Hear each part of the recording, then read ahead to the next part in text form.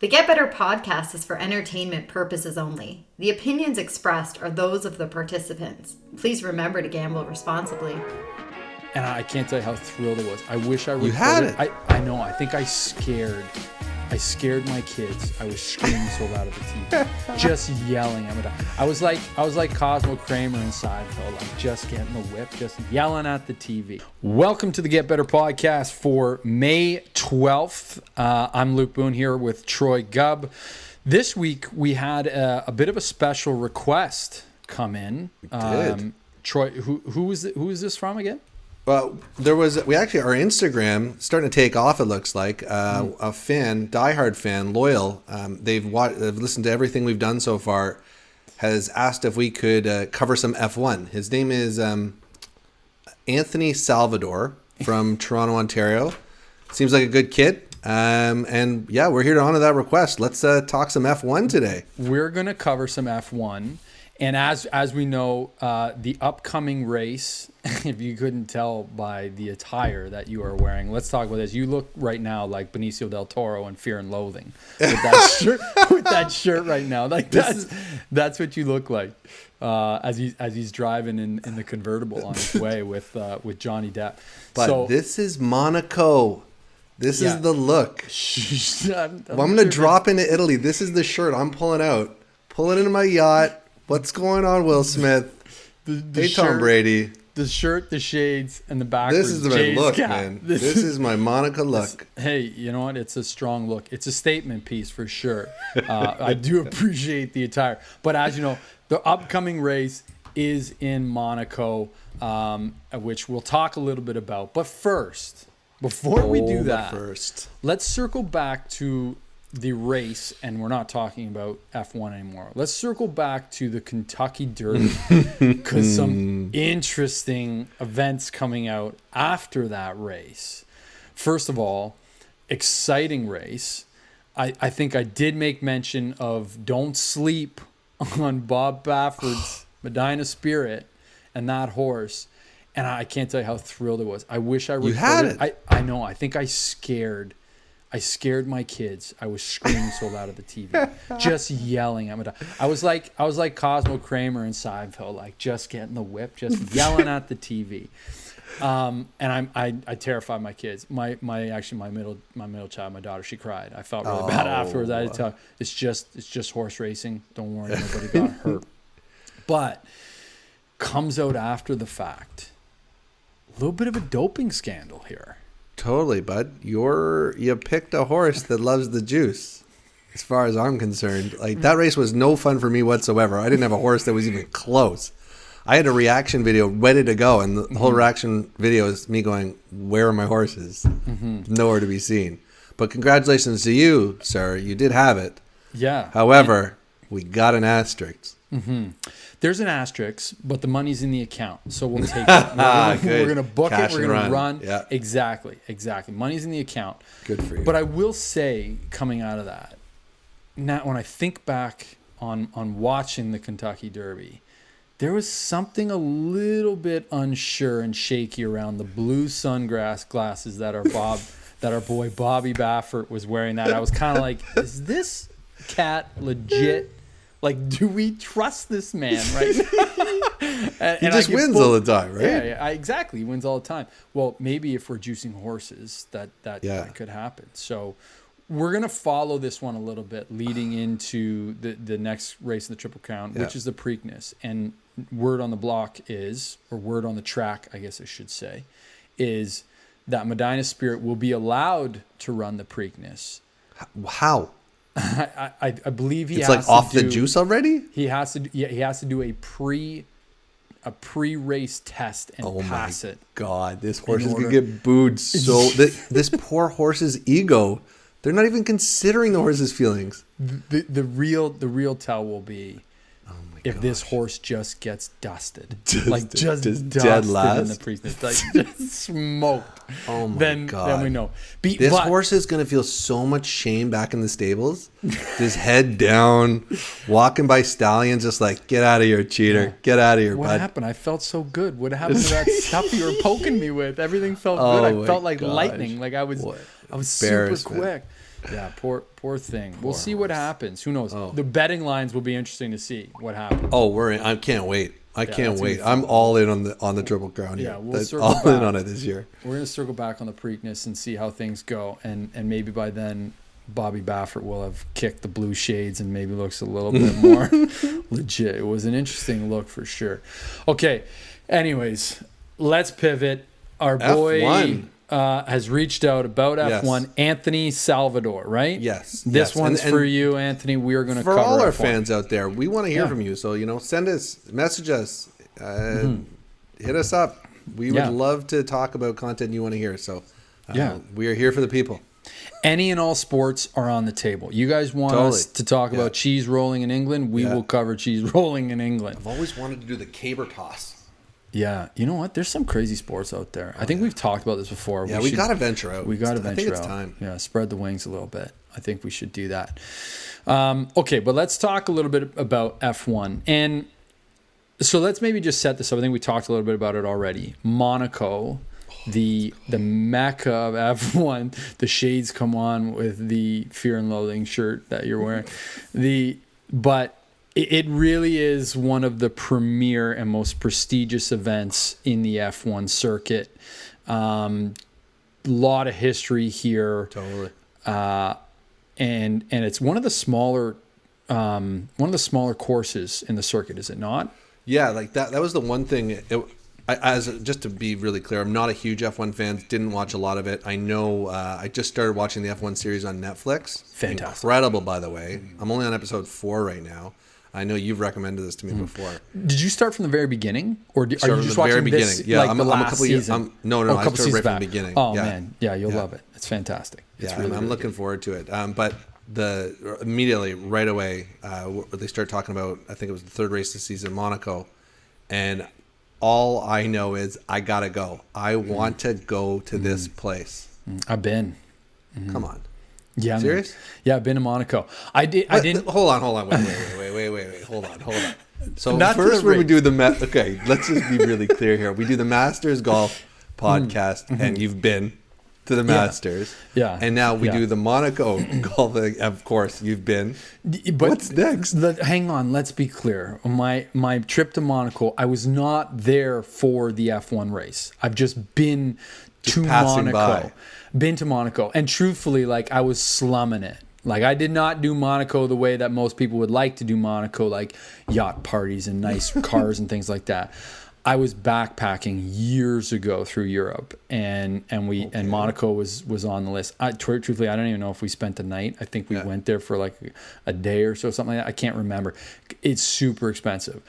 Who were you Gorgeous going cars everywhere. I was there with my wife and girlfriend at the time. Oh. Traveling through Europe. My wife now. Oh, look at that. Yeah, so we did a little trip to Monaco. It was nice, and I'm telling you, man, I'd love to go back. What a crazy place. The yachts are like insane. I've never seen like boats like that. It's nuts. The wealth and the money there is next level. Next level. I think it'd be so much fun to actually go to the F1 event in Monaco. Yeah. Be a fantastic time. My be God, super, yeah. super cool. It looks phenomenal. Honestly, I did more research, I think, on like TripAdvisor of how to get to Monaco versus gambling tips for the F1 race. Apparently, I have to fly into Nice. Yeah. Is like that's the easiest way, and then take a train. Yeah. Sure, I'm in. Let's go. Yeah. It's it's a phenomenal spot. And that's one of the reasons why it's one of the most prestigious events on the circuit. So it's it's like the oldest one they've had going on for the longest time. I think since the 20s, I believe it's been on the circuit. Yeah. If I read that correctly. Yeah. I remember it was the shorter of the courses, the most gear changes. So not a ton of passing. It's really like an endurance race for the drivers themselves versus the drafting in behind and there's no time to relax, basically. Not that there's much time to relax anyway, but you just don't got a cool straightaway for a bit. I've always wondered what that's like in the straightaway, if they just can just be like chill just for a second, get a stretch in while they're going as fast as possible. Yeah, literally when you consider how fast they're actually driving, I don't know that there's any chance to relax. It's crazy to think there's very few sports where you're putting your life on the line the way you are with race car driving. Oh my gosh. That was one of the saddest things I saw in the whole entire thing when I started looking at Monaco back in, I think it was 94. I can't remember the gentleman's name. He had passed away at this course. Is it Cena? Cena, I think yeah. his last name Cena. Yeah. Yeah. Oh, it was just so tragic. He had won there 5 times too. Yeah. He arguably could have been, the greatest of all time. I think maybe something can still consider him. Really sad. Yeah, I think a lot of people still consider him to be the best F1 driver of all time. I mean, there's a large list there. Obviously, Michael Schumacher was a phenomenal driver. He's sad tragic accident with him. Obviously, not in racing, but in skiing. I think in Switzerland or something like that. So, and then you've got Lewis Hamilton, who's still like very much winning a lot of races. Just learned about this guy. What a stud. Yeah, absolute stud for sure. And like phenomenal driver. But this is the one thing that gets me about F1. It's just, and when we talk about betting, I don't know how deep you can really go here because it's pretty predictable. And it's funny because there's very few sports I find where it's kind of like you get an understanding who's going to be in top 3, top 4, and then it's like best of the rest. Yeah. And that's really what the rest of them are fighting for, is who can be the best of the rest. Because in all likelihood, you're going to have Mercedes and probably Red Bull top of the class each and every single race.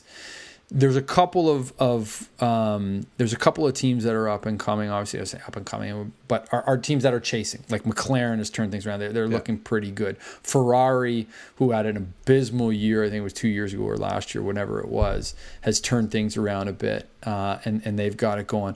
But 9 times out of 10, you're like, Hamilton's going to win this thing. Like, he's won 3 of the 4 races this year. So in your mind, is it the driver or the car? I don't know. Like, I think it has to be 100%. There's skill to driving a car that fast, right? No question there is. I'm curious, if you take Lewis Hamilton out of the Mercedes and say put him in the Renault, does he win as many races? No, I can tell you right now, he does not. I guarantee you he doesn't. So this is me again coming into this not knowing much about F1. But they all have millions and millions and millions of dollars invested in this car, right? How different could these parts really actually be?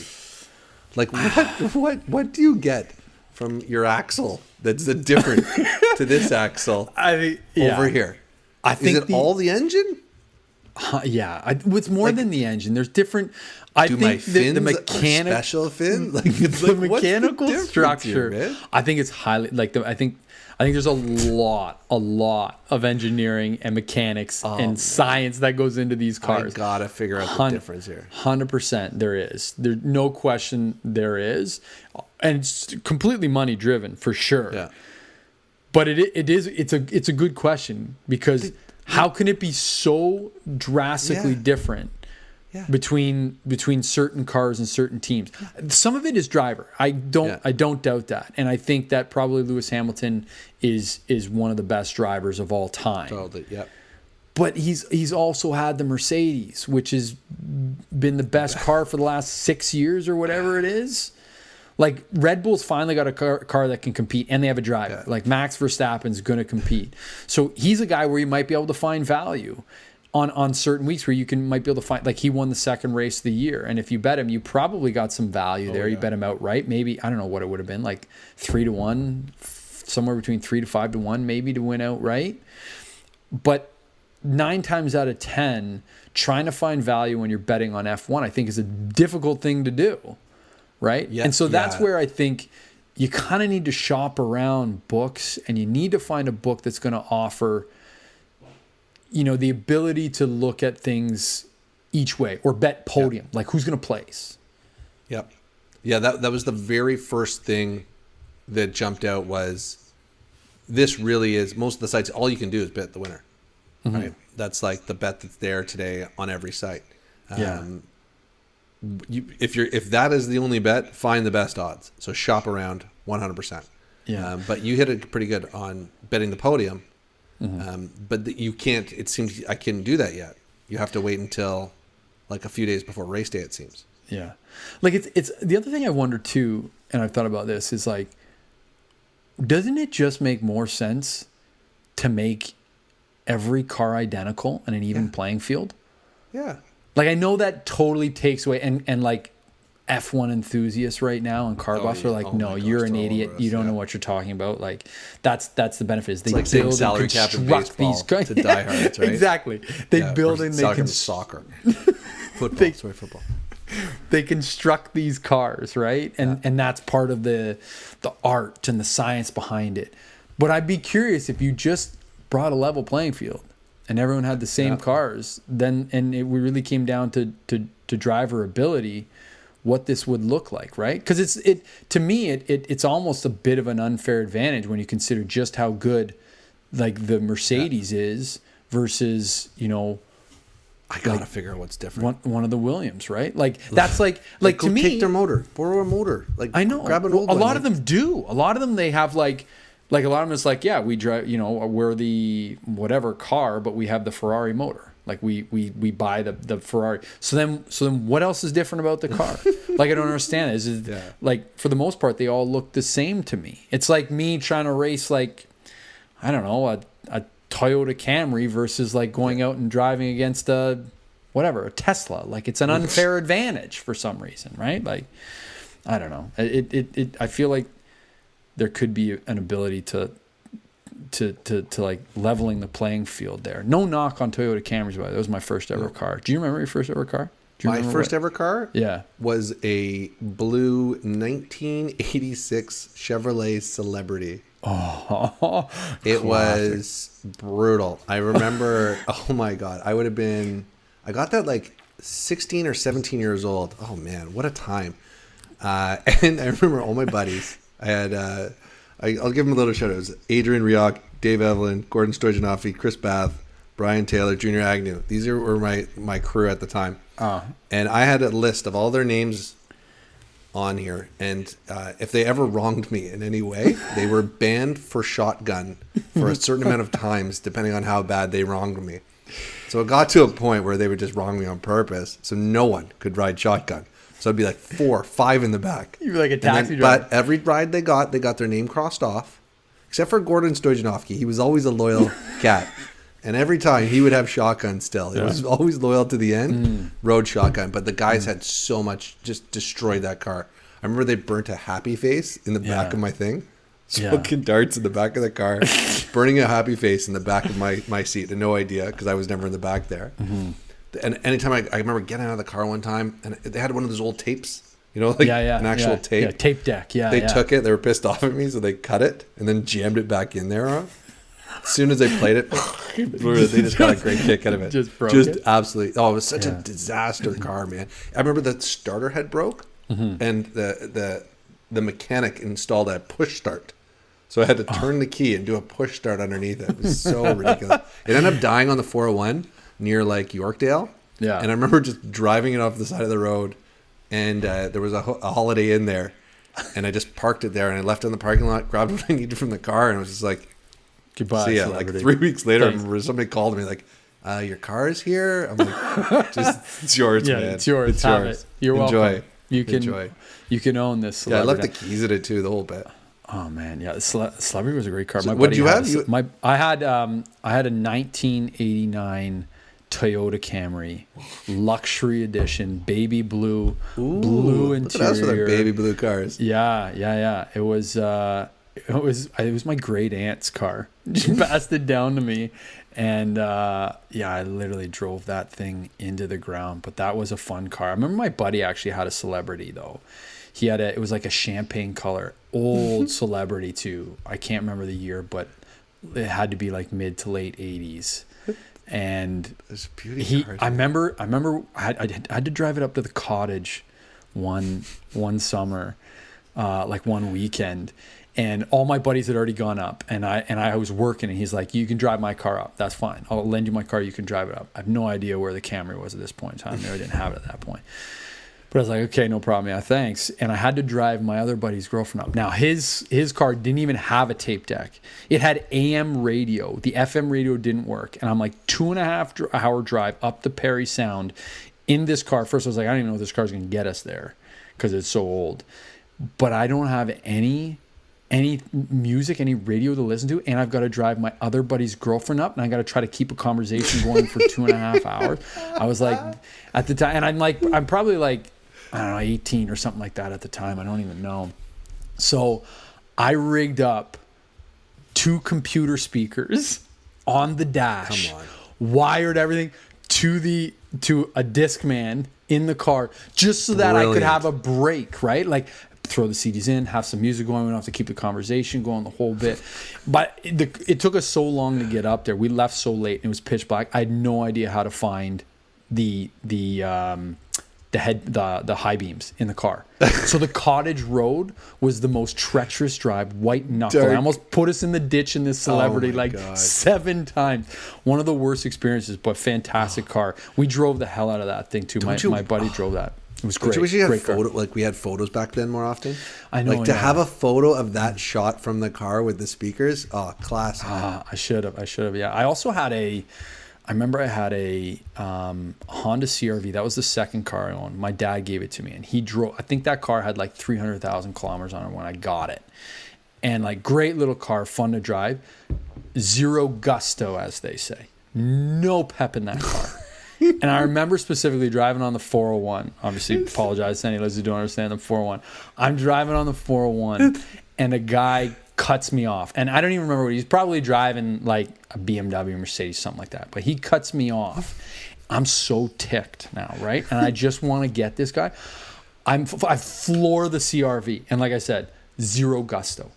It takes me 3 exits on the highway to catch this guy.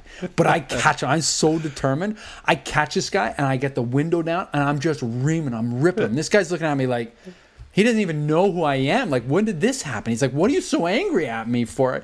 Meanwhile, he cut me off like 3 exits to go 15 minutes back on the highway. It took me that long just to catch him in the CRV. But I did. I did catch him with some incredible driving, and I literally like had that pedal to the floor the whole time to catch this guy. Fun little car though. I destroyed the transmission on it. It was dosed. Like, didn't last too long. It's really a special time, those early cars. Oh yeah. I remember we'd stop, like, it's so ridiculous. Things you'd never do now. Like my buddy and his parents' car and me and my car, we'd get to a stop sign, I'd be behind him, and you'd bump him. Like, you'd give him a love tap. You give him a love tap. Yeah. Just a little touch. Just a little boom. Yeah. Just to know you're there. Oh, those are the good days. It would be like you do this care. and you look behind you and you just point. It's so funny. Oh my gosh. You didn't even Great care times. what you drove. Just to have a car. Like the freedom. Like, I got my own car. Like, that was it. You didn't even share care. your first car stories, everyone. Oh, yeah. Anybody out there, please, I'd love you to share your first car stories. Love to hear it. And anyway, so we just went on a huge tangent of our own cars there. So back to F1. Yes. I'm not sure that we really established much here in terms of betting tips, other than the fact that one person's gonna win.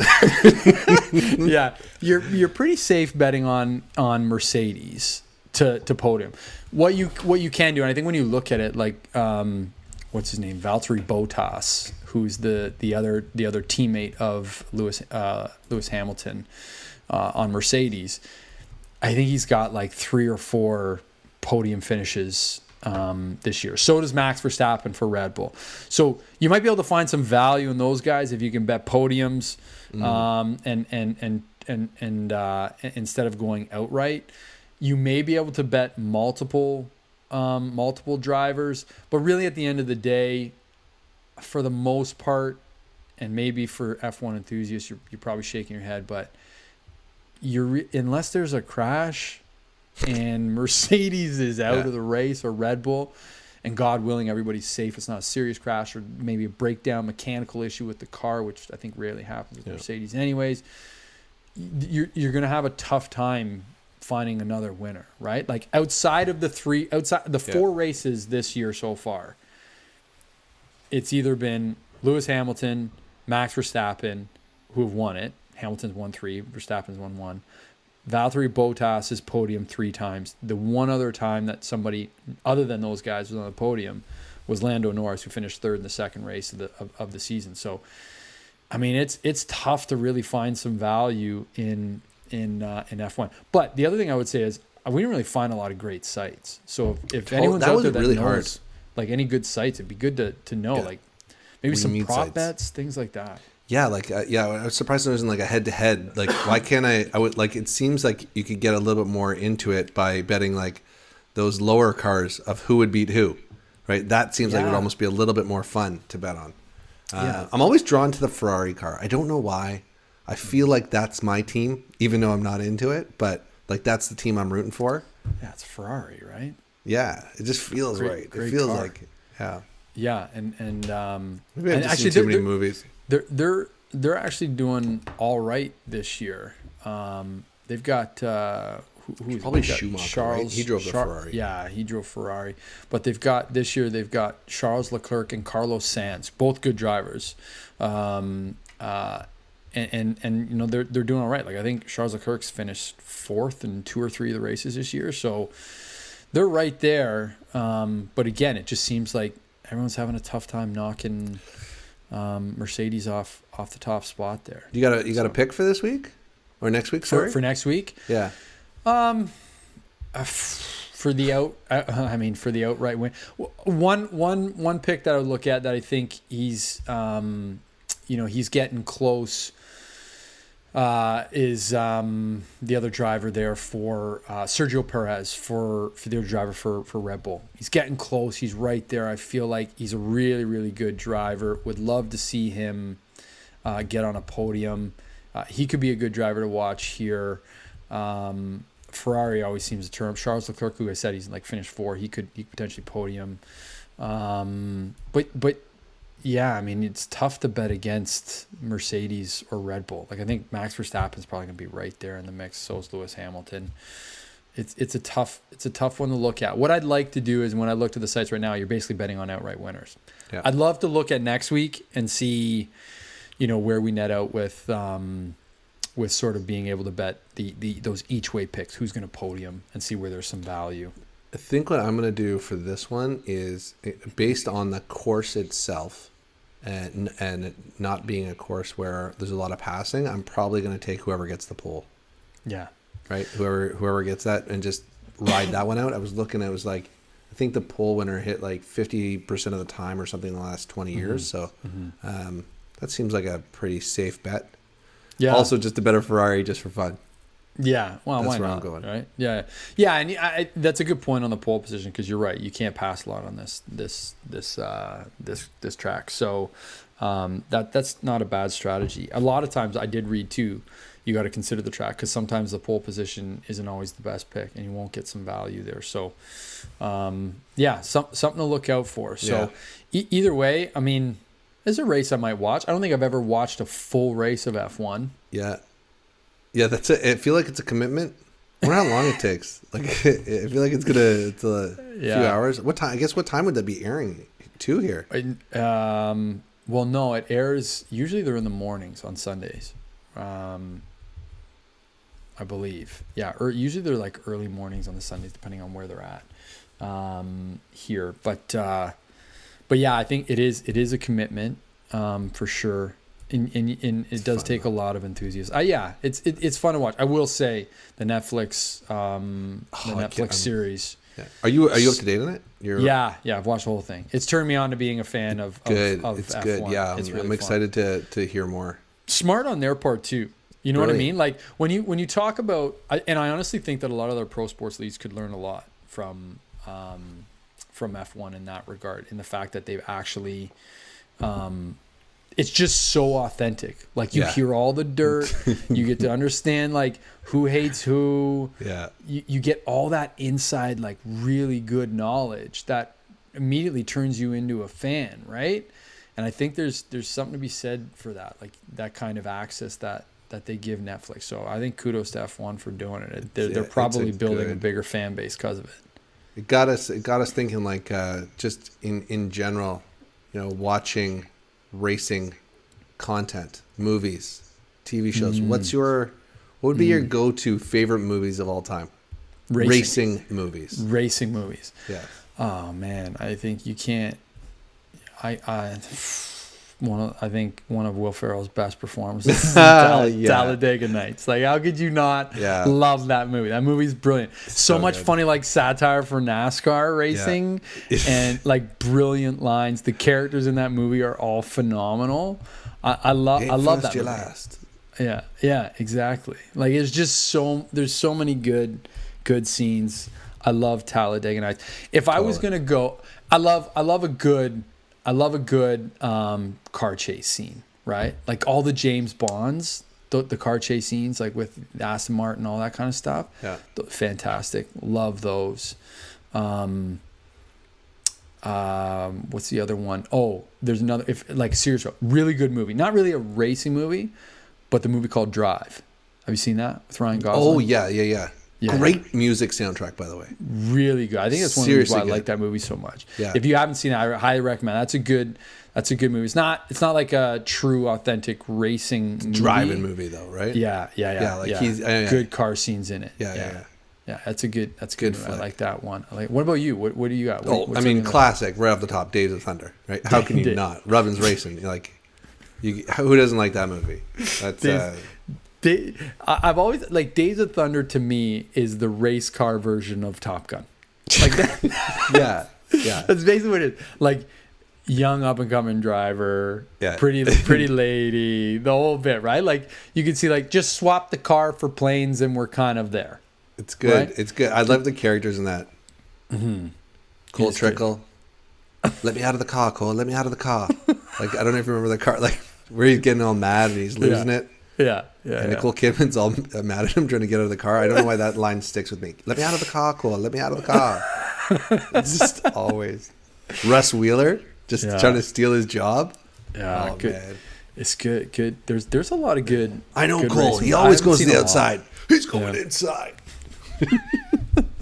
Have you? Obviously you've got two young girls. I don't know if you've watched Cars. Have you seen Cars? The cartoon? Yes. Cars. The Lightning McQueen. Lightning McQueen, man. Man. Truthfully, it's actually it's a good movie. It's good. It's got a good story. Yeah. I like old man car. 100%. I've seen that movie probably 11 and a half times. I know I fell asleep once watching it with my son. Don't worry, he was okay. My wife was around, so it's not as if I passed out and he was just little watching the movies all by himself, wandering around the house. But it's good movie, good movie for sure. Good car movie. Fast and Furious was a big hit.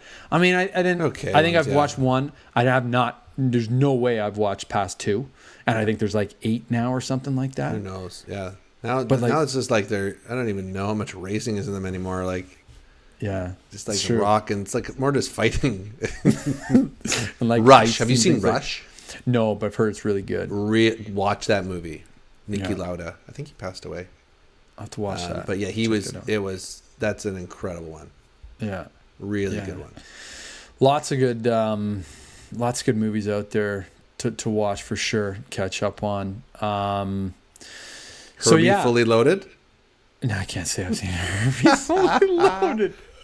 Herbie, the Love Bug. Oh. The Love Bug. The Love Bug. I haven't seen that. There's a lot of bad ones out there too. Oh, 100%. Yeah, without a doubt. As there's just a lot of really bad movies out there, period. All right, so that's it, man. I hope for Anthony Salvador. Yeah, I hope that Anthony got everything you wanted out of this podcast. Yeah. Thank you for inspiring us to do the content, and let's do more of this. And if there's anything we missed, let us know. If there's something else that or we made an error or a mistake, call us out. Oh yeah, I feel like I'm gonna hear it when I'm saying the axle's different. No, there's a lot that's different, Troy. This is what goes into it. Yeah, the amount of science and engineering that goes into these cars is far how hard beyond is to put axle. a car together, right? Yeah. Mechanics are gonna be all over me now. Yeah, no, for sure. Little lack of knowledge on the actual engineering portion of the vehicles and what that looks like. But nonetheless, we'll check out Monaco. We'll watch for sure and be jealous of how fun let's it just looks to go. be there. It'd be so nice to go there. Oh, what a way! What a way yeah. to end COVID would be great. Monaco, Yeah, here we go. little See you trip to 2022. Monaco for the F1 race. Be fun to do.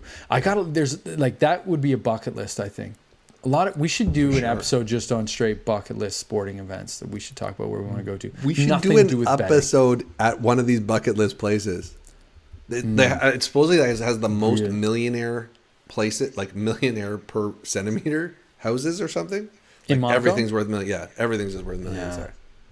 there. Yeah. You know, if you own a place in Monaco, you're rolling in it for sure. It's good life. No Good question. life. It is a good life. Oh man, we can All right. dream. We can dream. Yeah, we can. Maybe one day if we get a few more followers on Instagram. if we take off. If we take off.